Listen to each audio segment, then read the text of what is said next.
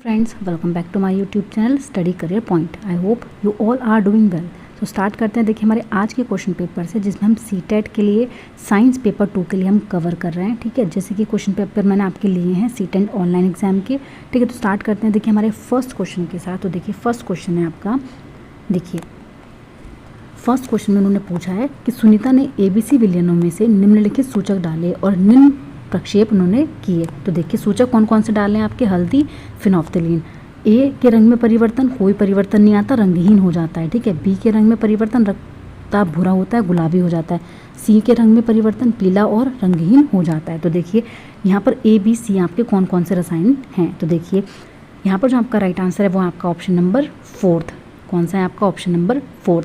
देखिए, जब ए यहाँ पर आपका क्या है? अम्लीय है। ठीक है, ए आपका अम्लीय है तो क्या होता है? अम्ल में जब हम हल्दी डालते हैं तो उसमें कोई परिवर्तन नहीं आता है, लेकिन जब हम फिनोफ्थलीन डालते हैं तो वो क्या हो जाता है? वो आपका रंगहीन हो जाता है। ऐसे ही अगर बी आपका क्या है? क्षारीय। क्षारीय में जब हम भूरा कब होता है? जब हल्दी डालते हैं। ठीक है, और गुलाबी कब होता है? जब हम फिनोफ्थलीन डालते हैं उसमें। तो यहाँ पर ऑप्शन नंबर 4 जो हो जाएगा वो आपका बिल्कुल सही हो जाएगा। चलते हैं देखिए नेक्स्ट क्वेश्चन पर।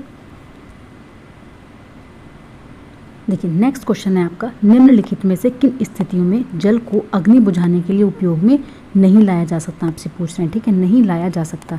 तो लकड़ी द्वारा उत्पन्न अग्नि, विद्युत लघुपथन द्वारा उत्पन्न अग्नि, कार में विस्फोट द्वारा उत्पन्न अग्नि। तो देखिए, यहाँ पर कौन सी चीज़ है जिसको उपयोग में नहीं लाया जा सकता? तो यहाँ पर जो आपका ऑप्शन नंबर 3 होगा वो आपका बिल्कुल सही हो जाएगा। देखिए, यहाँ पर जो आपके B और C हैं वो आपके बिल्कुल सही है। जो लकड़ी द्वारा उत्पन्न अग्नि होती है उसका जल की अग्नि को बुझाने में उपयोग नहीं किया जा सकता। तो यहाँ पर ऑप्शन नंबर 3 जो होगा आपका बिल्कुल सही हो जाएगा। B और C आपके सही हैं, लेकिन A जो है वो आपका यहाँ पर गलत है। ठीक है, चलते हैं देखिए नेक्स्ट क्वेश्चन पर। देखिए, नेक्स्ट क्वेश्चन है आपका, भारी भार ले जाने के लिए चौड़े पट्टों के थैलों को प्राथमिकता दी जाती है। इसका कारण है कि संपर्क के क्षेत्रफल में वृद्धि से डाले गए दाब में वृद्धि होती है, संपर्क के क्षेत्रफल में वृद्धि से डाले गए बल में वृद्धि होती है, संपर्क के क्षेत्रफल में वृद्धि से डाले गए दाब में ह्रास होता है, या फिर संपर्क के क्षेत्रफल में वृद्धि से डाले गए बल में ह्रास होता है। तो देखिए, यहाँ पर जो आपका राइट आंसर है, तो देखिए, भारी भार ले जाने के लिए चौड़े पट्टों के थैलों को प्राथमिकता दी जाती है, क्योंकि क्या होता है? संपर्क के क्षेत्रफल में वृद्धि से डाले गए दाब में क्या होता है? कमी होती है। ठीक है, दाब में क्या होती है? कमी होती है। तो यहाँ पर ऑप्शन नंबर 3 जो होगा वो आपका बिल्कुल सही हो जाएगा। चलते हैं देखिए नेक्स्ट क्वेश्चन पर। देखिए, नेक्स्ट क्वेश्चन है, जैसे ही प्रकाश एक माध्यम से दूसरे माध्यम में प्रवेश करता है इसकी चाल बदल जाती है, क्योंकि माध्यम का प्रकाशीय घनत्व परिवर्तित हो जाता है। तो देखिए, ऐसा क्यों होता है? तो विभिन्न माध्यमों में जो प्रकाश की चाल है के परिवर्तन है उसको निम्नलिखित सारणी में चित्रित किया गया है। तो देखिए, A से B वृद्धि होती है, B से C में ह्रास होता है और C से D में भी क्या होता है? ह्रास होता है। तो देखिए, इसको हम ऑप्शन से करते हैं। तो देखिए, फर्स्ट ऑप्शन देखते हैं। देखिए, B से C में ह्रास होता है, B से C में ह्रास हो रहा है, बिल्कुल सही है। C से D में ह्रास हो रहा है, C से D में ह्रास हो रहा है, बिल्कुल सही है। A से B में वृद्धि हो रही है, तो देखिए A से B में वृद्धि हो रही है, तो इसका मतलब ये ऑप्शन आपका सही है। आगे देखते हैं। देखिए, B से C में ह्रास हो रहा है, बिल्कुल सही है। क्या C से D में ह्रास हो रहा है? C से D में ह्रास हो रहा है, ये आपका गलत हो जाएगा। ठीक है, यहाँ पर देखते हैं। देखिए, B से C में वृद्धि ह्रास, लेकिन यहाँ पर वृद्धि दिखा रहे हैं, तो ये भी आपका गलत है। ऐसे देखिए, यहाँ पर देखते हैं, C का D से ह्रास हो रहा है लेकिन यहाँ पर वृद्धि दिखा रखी है, तो ये भी आपका गलत है। तो यहाँ पर ऑप्शन नंबर 1 जो होगा वो आपका बिल्कुल सही हो जाएगा। चलते हैं देखिए नेक्स्ट क्वेश्चन पर। देखिए, नेक्स्ट क्वेश्चन है आपका, सही विकल्प का चयन आपको करना है। देखिए, अभिकथन A है, बुध की तुलना में शुक्र अधिक गर्म है, अपितु बुध की अपेक्षा यह सूर्य से अधिक दूरी पर है। देखिए, बुध की तुलना में जो शुक्र है वो अधिक गर्म है, बिल्कुल सही है, लेकिन जब बुध की अपेक्षा यह सूर्य से अधिक दूरी पर है, बिल्कुल सही है। शुक्र पूर्व से पश्चिम की ओर परिक्रमा करता है, जो शुक्र होता है वो पूर्व से पश्चिम की ओर परिक्रमा करता है, ये भी आपका ऑप्शन बिल्कुल सही हो जाएगा। ठीक है, जो शुक्र है वो पूर्व से पश्चिम की ओर आपका परिक्रमा करता है। तो यहाँ पर ऑप्शन नंबर 2 जो है वो आपका सही है। ए और आर दोनों सही है, लेकिन ये व्याख्या नहीं करता है एक ही। ठीक है, तो ऑप्शन नंबर 2 जो होगा वो यहाँ पर आपका सही हो जाएगा। चलते हैं देखिए नेक्स्ट क्वेश्चन पर। देखिए, नेक्स्ट क्वेश्चन है, एक तरफ अम्ल दिए हुए हैं, दूसरी तरफ आपको पदार्थ दिए हुए हैं। देखिए, सिट्रिक अम्ल किस में पाया जाता है? उसके बाद दही में कौन सा अम्ल पाया जाता है? चींटी के डंक में कौन सा अम्ल पाया जाता है? हाइड्रोक्लोरिक अम्ल में कौन सा पदार्थ होता है? ये आपसे पूछ रहे कि कौन से विकल्प जो है वो आपके सही है। तो देखिए, सिट्रिक अम्ल संतरे में पाया जाता है, नींबू में पाया जाता है, नींबू में या फिर टमाटर में। तो देखिए, यहाँ पर जो सिट्रिक अम्ल है वो आपका किस में पाया जाता है? तो देखिए यहाँ पर देखते हैं अपने ऑप्शन से। तो देखिए सिट्रिक अम्ल आपका संतरे में भी पाया जाता है, नींबू में पाया जाता है, टमाटर में पाया जाता है। उसके बाद आपका देखिए दही में कौन सा अम्ल पाया जाता है, तो आपका लैक्टिक अम्ल पाया जाता है। ठीक है, एस्कॉर्बिक और सिट्रिक तो नहीं पाया जाता था, तो दोनों आपके गलत हो गए हैं। ठीक है, इन दोनों में से ही कोई होगा। अब देखिए जो आपका चींटी का डंक है उसमें कौन सा पाया जाता है, तो उसमें आपका पाया जाता है फॉर्मिक अम्ल। कौन सा पाया जाता है आपका, फॉर्मिक अम्ल। तो यहाँ पर देखिए ऑप्शन नंबर 2 जो होगा वो आपका बिल्कुल सही हो जाएगा। जो ऑप्शन नंबर 2 है वो आपका बिल्कुल सही हो जाएगा। नींबू, लैक्टिक अम्ल, फॉर्मिक अम्ल और शौचालय शोधक आपके बिल्कुल सही हो जाएंगे। ठीक है, तो यहाँ पर ऑप्शन नंबर 2 जो है वो आपका बिल्कुल सही है। चलते देखिए नेक्स्ट क्वेश्चन पर। देखिए नेक्स्ट क्वेश्चन है मिश्रणों के समुच्चय की सही पहचान कीजिए। देखिए सेट ऑफ मिक्सचर्स आपको देखने हैं। तो देखिए वायु, रक्त, मृदा, दंतमंजन, सिट्रिक अम्ल, लवण जल, रक्त, सिरका, संगमरमर, बेकिंग सोडा, नल का जल, सिरका, तेल, रेत, नल का जल, रक्त और वायु। तो देखिए यहाँ पर आपको सही ऑप्शन आपको चूज़ करना है। तो देखिए यहाँ पर आपका ऑप्शन नंबर 4 जो होगा वो बिल्कुल सही होगा। सेट ऑफ मिक्सचर आपको देखना है, तो रेत, नल का जल, रक्त और वायु। ठीक है, ये आपका बिल्कुल सही हो जाएगा। चलते हैं देखिए नेक्स्ट क्वेश्चन पर। देखिए मिश्र धातुओं के संदर्भ में निम्न में से कौन सा कथन सही नहीं है। देखिए कौन सा कथन जो है वो आपका सही नहीं है। मिश्र धातुओं के संदर्भ में आपसे पूछ रहे हैं। तो देखिए ये धातुओं से अधिक कठोर होते हैं, ये संक्षारण रोधी होते हैं, इनका गलनांक धातुओं की अपेक्षा उच्च होता है। ऑप्शन नंबर 3 जो है वो आपका बिल्कुल सही है। इनका जो गलनांक होता है वो धातुओं की अपेक्षा क्या होता है, आपका उच्च होता है। ठीक है, चलते हैं देखिए नेक्स्ट क्वेश्चन पर। देखिए नेक्स्ट क्वेश्चन है आपका रोग को उसके उत्पादक जीव से सम्मिलित कीजिए। देखिए एक तरफ रोग दिए हुए, एक तरफ जीव आपको दिए। देखिए जो आपका मलेरिया है वो आपका किससे होता है, तो देखिए मलेरिया जो होता है वो आपका किससे होता है, आपको सही मिलान करना है। ठीक है, आपको सही मिलान करना है। तो देखिए जो मलेरिया होता है वो आपका किससे होता है, वो होता है आपका प्रोटोजोआ। जो आपका क्षय रोग है वो किससे होता है, तो जो क्षय रोग है वो होता है आपका जीवाणु से। ठीक है, जो आपका हेपेटाइटिस है तो हेपेटाइटिस किससे होता है, वो होता है आपका विषाणु से। और जो रिंग वर्म है, रिंग वर्म आपका किससे होता है, तो वो होता है आपका कवक से। तो यहाँ पर ऑप्शन नंबर 2 जो हो जाएगा वो आपका बिल्कुल सही हो जाएगा। ठीक है, ऑप्शन नंबर 2 जो है वो यहाँ पर आपका बिल्कुल सही है। ठीक है, चलते हैं देखिए नेक्स्ट क्वेश्चन पर। देखिए मानवों में डैश मतलब ए जो है वो क्या है, बहिस्त्रावी और अंतःस्रावी दोनों प्रकार की ग्रंथि है। बी जो है वो हार्मोन उत्पन्न करता है जिसका अपर्याप्त उत्पादन सी को जन्म देता है। इस रोग या स्थिति में व्यक्ति अपने मूत्र में डी उत्सर्जित कर सकता है। इस ग्रंथि का बहिस्राव कार्य ई के प्रक्रम में सहायक होता है। तो यहाँ पर ए, बी, सी, डी और ई क्या हैं, ये आपसे पूछ रहे हैं। तो देखिए यहाँ पर ए, बी, सी, डी, ई आपके क्या हैं, तो देखिए यहाँ पर ऑप्शन नंबर 3 जो होगा वो आपका बिल्कुल सही होगा। देखिए मानवों में जो अग्नाशय है वो बहिस्रावी और अंतःस्रावी दोनों ग्रंथियाँ आपकी होती हैं। ठीक है, जो इंसुलिन हार्मोन उत्पन्न करता है जिसका अपर्याप्त उत्पादन मधुमेह को जन्म देता है। इस रोग में व्यक्ति अपने मूत्र में शर्करा उत्सर्जित कर सकता है और इस ग्रंथि का बहिस्राव कार्य पाचन के प्रक्रम में सहायकता करता है। ठीक है, तो ऑप्शन नंबर 3 जो होगा वो आपका यहाँ पर बिल्कुल सही हो जाएगा। चलते हैं देखिए नेक्स्ट क्वेश्चन पर। देखिए नेक्स्ट क्वेश्चन है निम्नलिखित कथनों में से क्या सत्य है। तो देखिए निम्नलिखित कथनों में से कौन सी चीज़ जो है वो आपकी सही है। उत्सर्जन केवल पशुओं में होता है। देखिए केवल ये आपका गलत है। केवल जहाँ पर भी आता है वो आपका क्या होता है, वो आपका रॉन्ग होता है। प्रकाश संश्लेषण प्रक्रिया के दौरान पौधों द्वारा मुक्त ऑक्सीजन की मात्रा श्वसन के लिए मात्रा के समान है, बिल्कुल गलत है। पौधे केवल कायिक प्रवर्धन, ये भी आपका गलत है केवल। ऑप्शन नंबर 4 जो हो जाएगा वो आपका यहाँ पर बिल्कुल सही हो जाएगा। पौधे जल को वाष्प और कार्बन डाइऑक्साइड के रूप में निष्कासित करते हैं। तो यहाँ पर ऑप्शन नंबर 4 जो है वो आपका बिल्कुल सही हो जाएगा। चलते हैं देखिए नेक्स्ट क्वेश्चन पर।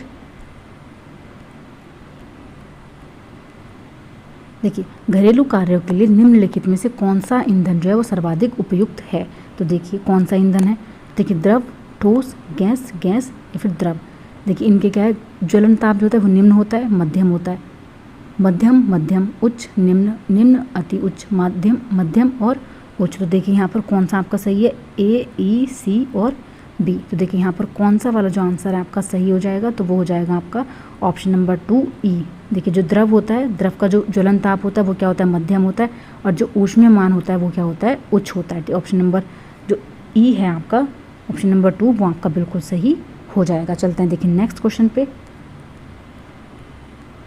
देखिए शमा ने पाया कि गुलाब के पौधों की पत्तियों में जलिका रूपी सिरा विन्यास है।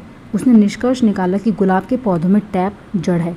उसका निष्कर्ष सही है, गलत है, उपरोक्त अवलोकन पर आधारित नहीं हो सकता है, को सत्यापन की आवश्यकता है। तो देखिए यहाँ पर जो आपका राइट आंसर होगा वो क्या हो जाएगा कि उसका जो निष्कर्ष है वो क्या है, बिल्कुल सही है। ऑप्शन नंबर 1 जो हो जाएगा वो यहाँ पर आपका बिल्कुल सही हो जाएगा। चलते हैं देखिए नेक्स्ट क्वेश्चन पर।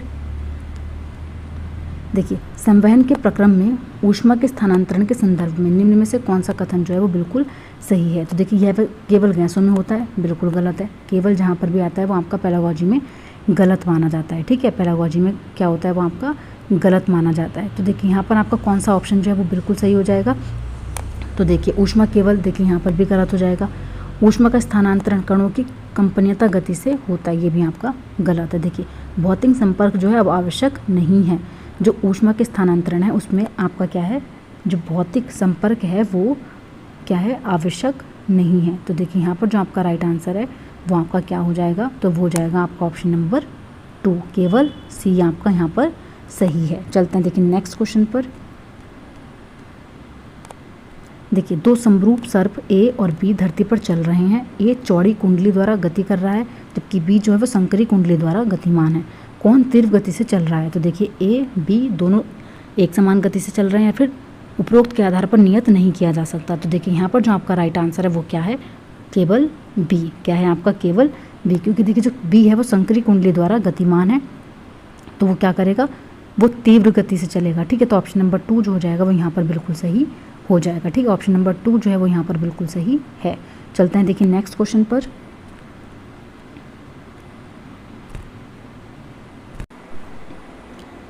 देखिए नेक्स्ट क्वेश्चन है, यह देखा गया है कि एक अनावेशित पिंड x किसी आवेशित पिंड y के विपरीत आवेश उपार्जित करता है तो आवेशित करने की विधि है। तो देखिए आवेशित करने की जो विधि है वो क्या है, घर्षण है, घर्षण और चालन दोनों है, या फिर घर्षण या प्रेरण है, चालन है। तो देखिए यहाँ पर जो आपका राइट आंसर है वो क्या हो जाएगा, वो हो जाएगा आपका ऑप्शन नंबर 3, घर्षण या प्रेरण, ठीक है, फ्रिक्शन या फिर इंडक्शन। तो ऑप्शन नंबर 3 जो होगा वो यहाँ पर आपका सही होगा। चलते हैं देखिए नेक्स्ट क्वेश्चन पर। देखिए नेक्स्ट क्वेश्चन है, निम्नलिखित में से कौन सा कथन सत्य है। तो देखिए कौन सा जो कथन है वो आपका बिल्कुल सही है। जलीय पौधों का तना पतला लचीला होता है। स्टोमेटा, जो स्टोमेटा होता है, in floating plants are present only on upper surface of leaf. तो देखिए जो आपका स्टोमेटा होता है वो पौधों में रंध्र केवल पर्ण की ऊपरी पृष्ठ पर होते हैं। क्या होते हैं वो, आपके जो पौधों की लीफ होती है उसके सिर्फ ऊपरी पृष्ठ पर ही होते हैं। तो देखिए यहाँ पर जो आपका राइट आंसर है वो क्या हो जाएगा, तो देखिए यहाँ पर जो आपका राइट आंसर है वो है आपका ऑप्शन नंबर 3, दोनों ही आपके क्या हैं, सही हैं। क्या होता है आपका स्टोमेटा जो होता है वो क्या होता है, जो पत्ती होती है, जो आपकी स्टेम पत्ती होती है उसकी क्या होता है, ऊपरी सरफेस पर ही पाया जाता है, ठीक है। तो ऑप्शन नंबर 3 जो है वो यहाँ पर आपका बिल्कुल सही है। चलते हैं देखिए नेक्स्ट क्वेश्चन पर। देखिए नेक्स्ट क्वेश्चन है, गिरती हुई वस्तु पर वायु जो घर्षण होता है, गिरती हुई वस्तु पर वायु घर्षण होता है गुरुत्व की दिशा में, गुरुत्व के विपरीत, गुरुत्व के लंबवत या फिर शून्य। तो देखिए यहाँ पर जो आपका राइट आंसर है वो क्या हो जाएगा, तो वो होगा आपका गुरुत्व के विपरीत। क्या होता है आपका, अपोजिट टू ग्रेविटी, ठीक है, अपोजिट टू ग्रेविटी। तो यहाँ पर ऑप्शन नंबर 2 जो हो जाएगा वो आपका बिल्कुल सही हो जाएगा। चलते हैं देखिए नेक्स्ट क्वेश्चन पर। देखिए नेक्स्ट क्वेश्चन है, निम्नलिखित में से किस स्थिति में किसी वस्तु का दूसरी समय ग्राफ पर एक सीधी रेखा, वस्तु विराम अवस्था में है, एक समान चाल से गति कर रही है, वस्तु असमान चाल से गति में है, वस्तु का त्वरण एक समान है। तो देखिए यहाँ पर केवल ए, केवल बी, ए या बी या फिर सी या डी। तो देखिए यहाँ पर कौन सा जो आंसर है आपका वो सही होगा, तो देखिए वो है आपका यहाँ पर ए या फिर बी, वस्तु विराम अवस्था में है या फिर वस्तु एक समान चाल से गति कर रही है। तो यहाँ पर ऑप्शन नंबर 3 जो होगा वो आपका बिल्कुल सही हो जाएगा। चलते हैं देखिए नेक्स्ट क्वेश्चन पर। देखिए नेक्स्ट क्वेश्चन है, कैलोडस्कोप जिस नियम पर आधारित है वह है। तो देखिए जो कैलोडोस्कोप है वो जिस नियम पर आधारित है उसको हम क्या कहते हैं, तो देखिए वो आपका क्या होता है, वो होता है आपका प्रकाश का परावर्तन। क्या होता है आपका, रिफ्लेक्शन ऑफ लाइट, ठीक है। ऑप्शन नंबर 3 जो होगा वो यहाँ पर आपका बिल्कुल सही हो जाएगा। ऑप्शन नंबर 3 आपका बिल्कुल सही है। चलते हैं देखिए नेक्स्ट क्वेश्चन पर। देखिए निम्नलिखित में से कौन विज्ञान से कक्ष में एक रचनात्मक उपागम का अनुमोदन नहीं करता है। देखिए पूछ रहे हैं कि नहीं करता, तो कौन सी चीज़ है, सहयोगात्मक कार्य करते हैं विद्यार्थी और कार्य अभिमुख संवाद करते हैं, बिल्कुल सही है। शिक्षक शिक्षण अधिगम योजना के लिए विद्यार्थियों से विचार और अनुभव जानते हैं, बिल्कुल सही है। शिक्षक केवल, देखिए जहाँ पर भी केवल होता है वो आपका नेगेटिव होता है, नेगेटिव ही आपसे पूछ रहे हैं, तो यहाँ पर ऑप्शन नंबर 3 जो होगा वो आपका बिल्कुल सही हो जाएगा। ठीक है, ऑप्शन नंबर 3 जो है वो आपका बिल्कुल सही है। चलते हैं देखिए नेक्स्ट क्वेश्चन पर। देखिए वैज्ञानिक ज्ञान के संदर्भ में निम्न में से कौन सा कथन सत्य है? तो देखिए निम्न में से कौन सा जो कथन है आपका वो बिल्कुल सही है। वैज्ञानिक सामाजिक उद्यम है। देखिए केवल जहाँ होगा वो गलत है, कोई भूमिका निभाता, ये भी आपका गलत है। सभी वैज्ञानिक विचारों का सत्यापन नियंत्रण प्रयोगों द्वारा किया जाता है, ये भी आपका गलत है। ऑप्शन नंबर 1 जो है वो आपका बिल्कुल सही है। विज्ञान जो है वो एक क्या है, सोशल एंटरप्राइज है। ठीक है, चलते हैं देखिए नेक्स्ट क्वेश्चन पर। देखिए नेक्स्ट क्वेश्चन है, विज्ञान में लिंग संवेदनशील शिक्षण के लिए आवश्यक है। तो देखिए विज्ञान में लिंग संवेदनशील शिक्षण के लिए क्या चीज़ आपकी आवश्यक है? तो देखिए पाठ्यचर्या में प्रदर्शित लिंग रूढ़ धारणा को संबोधित करना, बालिकाओं को वैज्ञानिक गतिविधियों में सम्मिलित करने के लिए अधिक अवसर प्रदान करना, कक्षाकक्ष अन्योन्य क्रियाओं में लिंग संवेदी भाषा का प्रयोग करना, विद्यार्थियों को लिंग आधारित कार्य बांटना। तो देखिए यहाँ पर जो आपका राइट आंसर है वो क्या हो जाएगा? तो देखिए वो है आपका पाठ्यचर्या में प्रदर्शित लिंग रूढ़ धारणा को संबोधित करना, और सेकंड आपका क्या है, कक्षाकक्ष अन्योन्य क्रिया में लिंग संवेदी भाषा का प्रयोग करना। तो यहाँ पर ऑप्शन नंबर सी, ए और सी जो है वो आपके सही हैं, ये आपके गलत है। यहाँ पर आप जेंडर स्टीरियोटाइप दिखा रहे हैं कि बालिकाओं को वैज्ञानिक गतिविधियों में सम्मिलित करने के लिए अधिक अवसर प्रदान करना। ठीक है, तो ऑप्शन नंबर 2 जो होगा वो यहाँ पर आपका बिल्कुल सही हो जाएगा। चलते हैं देखिए नेक्स्ट क्वेश्चन पर।